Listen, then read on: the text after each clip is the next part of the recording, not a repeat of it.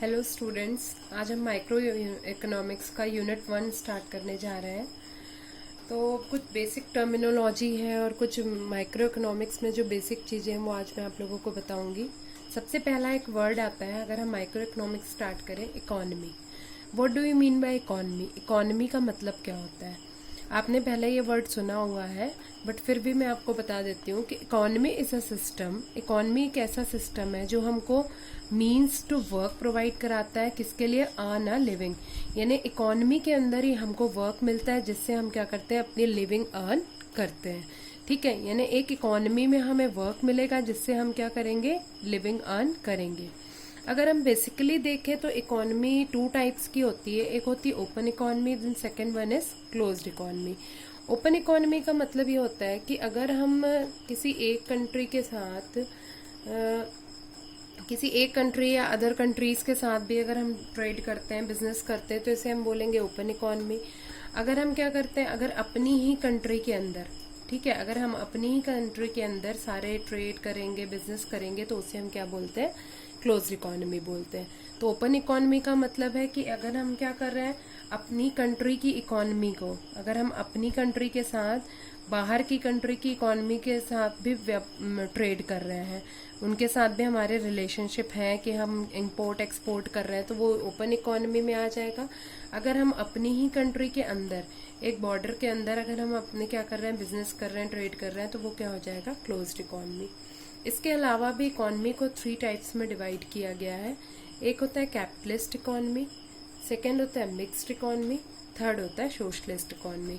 मैं आपको बताना चाहूंगी कि जो इंडियन इकोनॉमी है, इंडिया की जो इकोनॉमी है, वो किस इकोनॉमी को फॉलो करती है, मिक्स्ड इकोनॉमी को। मिक्स्ड इकोनॉमी में कुछ कैपिटलिस्ट इकोनॉमी के कैरेक्टरिस्टिक्स होती हैं और कुछ सोशलिस्ट इकोनॉमी के। अगर हम देखें तो कैपिटलिस्ट इकोनॉमी का मतलब क्या होता है, कैपिटलिस्ट इकोनॉमी में जो पावर्स होते हैं वो प्राइवेट फर्म्स के पास होंगे। सारे जो बिजनेस के डिसीजंस लेने के पावर्स किसके पास होंगे, प्राइवेट फर्म्स के पास। और जो इनका मेन एम होता है कैपिटलिस्ट इकोनॉमी का, प्रॉफिट मोटिव, यानी इनका मेन एम होता है प्रॉफिट अर्न करना। अगर मैं सोशलिस्ट इकोनॉमी की बात करूं तो सोशलिस्ट इकोनॉमी में जो पावर होगा, सारा बिजनेस का कंट्रोल होगा, वो किसके हाथ में होगा, गवर्नमेंट के हाथ में होगा।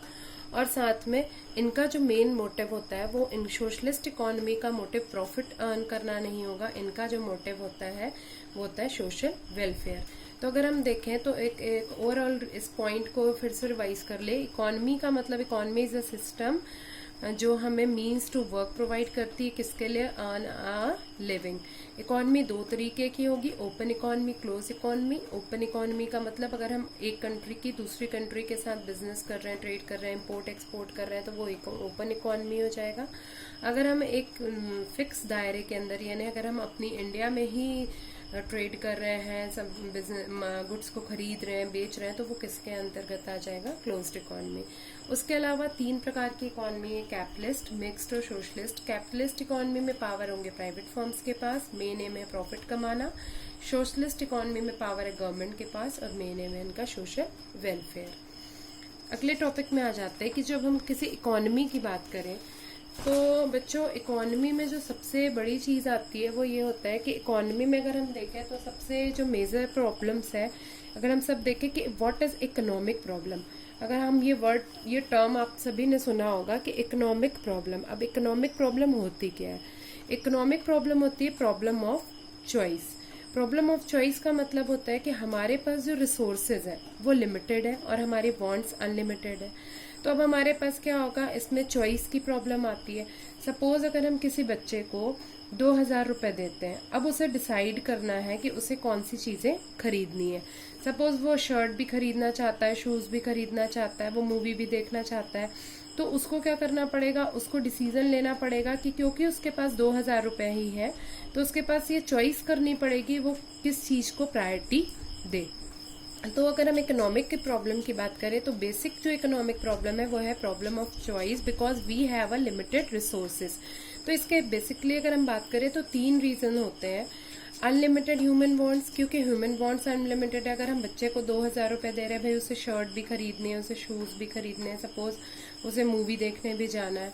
उसके अलावा सेकंड होता है लिमिटेड रिसोर्सेज, क्योंकि हमने उसे कितने रुपए दे रखे हैं, केवल 2000 रुपए। रिसोर्सेज उसके पास लिमिटेड है। तीसरा, resources have alternative uses. Resources have alternative uses का मतलब है कि वो 2,000 रुपए से, सपोज एक एग्जांपल लेते हैं कि मान लो कि कोई टी शर्ट है जो कि 1,999 की है और कोई शूज भी उसे पसंद आ रहा है, वो भी 1,999 के है। अब उसके पास ऑप्शन है कि भाई या तो वो टी शर्ट खरीद ले या तो वो क्या कर ले, शूज खरीद ले, क्योंकि उसके पास है कितने, 2,000 रुपीज है। That means resources have alternative uses, या तो वो ये खरीद सकता है या तो वो ये। अगर मैं एक एग्जाम्पल दूसरा लूं कि सपोज मैंने उसको 2,000 रुपए का कोई भी पेंटालून का सपोज वाउचर दे दिया, मैंने पेंटालून का वाउचर दे दिया कि पेंटालून से ही जाके अब ये 2,000 रुपए की शॉपिंग करेगा, तो ऐसी कंडीशन में अल्टरनेटिव यूज नहीं हुए तो उसे जाके पेंटालून से ही शॉपिंग करनी पड़ेगी। बट ऐसा नहीं होता। हमारी इकोनॉमी में क्या होगा कि जो रिसोर्सेज हैं उसके क्या है, अल्टरनेटिव यूज। तो अल्टीमेट इकोनॉमिक जो प्रॉब्लम है वो है प्रॉब्लम ऑफ चॉइस की, कि अब बच्चा डिसाइड करेगा उसको क्या लेना है। ये एक एग्जाम्पल लिया है। इसी तरीके से हमारी इकोनॉमी में भी बहुत सारी प्रॉब्लम्स आती है और